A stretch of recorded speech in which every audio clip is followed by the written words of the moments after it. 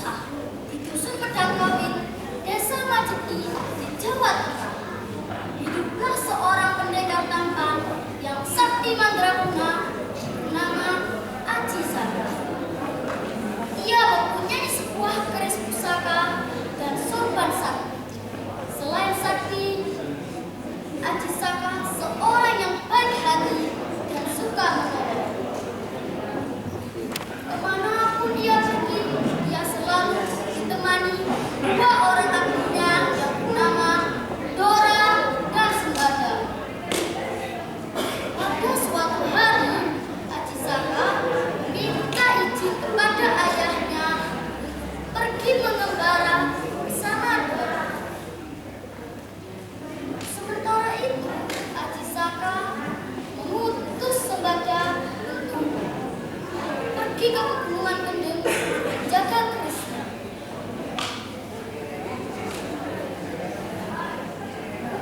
Sembada, bawa keris pusaka ini. Jaga dan rawat dia, jangan boleh diambil oleh siapapun, kecuali aku. Baik Tuan, saya akan berjanji akan menjaga dan merawat keris. Lalu berangkatlah Sembada arah gunung Kendeng. Sementara itu, Aji Saka dan Dora pergi mengembara ke arah selatan. Ketika melintasi hutan, Aji Saka mendengar seseorang meminta tolong. Tolong! Tolong! Tolong! Mendengar teriakan itu, Aji Saka dan Dora bergegas menuju suara itu. Hei, hentikan kekuatan kalian! Semua perampok itu tidak menghiraukan suara Aji Saka. Aji Saka marah. Secepat kilat dipukullah kedua perampok itu hingga pingsan. Lalu dihadirinya orang yang bertanya, kenapa Bapak sampai di tengah hutan ini? Tanya Aji Saka. Bapak itu pun menceritakan bahwa raja di negerinya yang bernama Dewata Cengkar suka memakan daging manusia. Prabu Dewata Cengkar suka memakan daging manusia.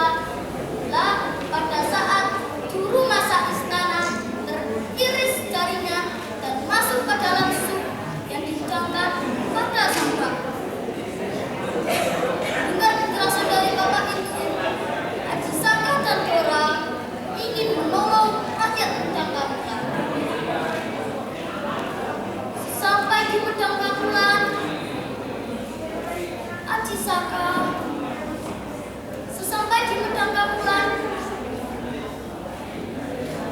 apa yang harus kita lakukan, Tuan?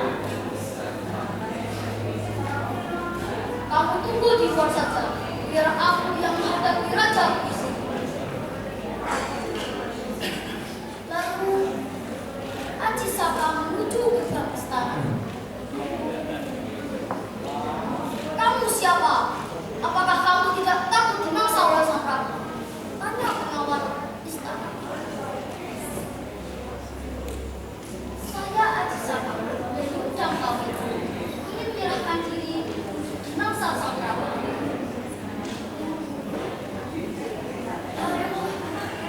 Pengawal itu terkejut. Dihadapkanlah Aji Saka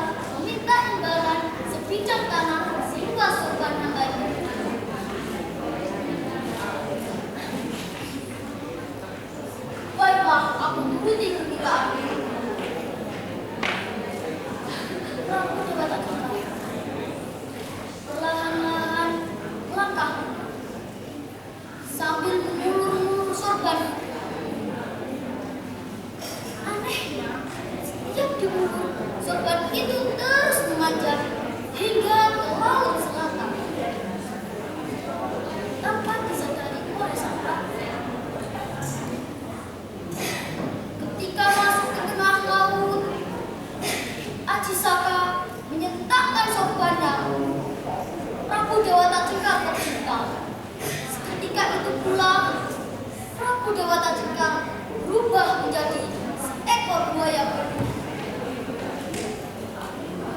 Mendengar kabar tersebut, rakyat Pedang Kamulan menyambut gembira atas kemenangan Prabu Dewata, atas kemenangan Aji Saka. Hore, hore, hidup Aji Saka, hidup Aji Saka. Rakyat Pedang Kamulan menobatkan Aji Saka menjadi raja di Pedang Kamulan. Prabu Aji Saka memerintah dengan arif bijaksana. Pada suatu hari, Aji Saka memanggil Dora untuk mengambil kerisnya di pegunungan itu. Dora, ambil kerisnya. Katakan kepada saudara, aku yang mengutus.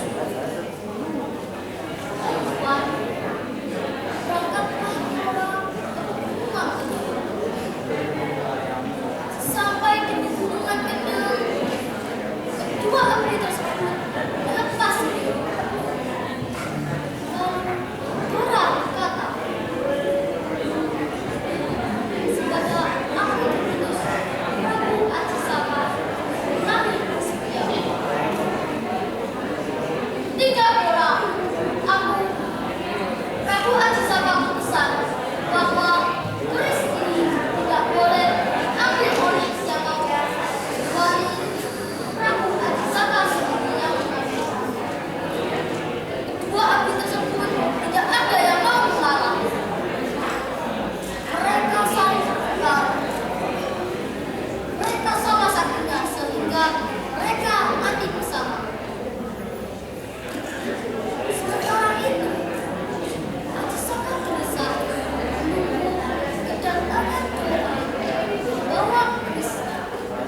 Akhirnya, dia memutuskan untuk menyusul ke pegunungan. Sesampai ke pegunungan itu, alangkah terkejutnya melihat kedua abdinya telah tewas. Untuk mengenang kesetiaan kedua abdinya, Prabu Aji Saka menciptakan aksara Jawa atau disebut Gentawiancana. Huruf-huruf tersebut adalah sebagai berikut.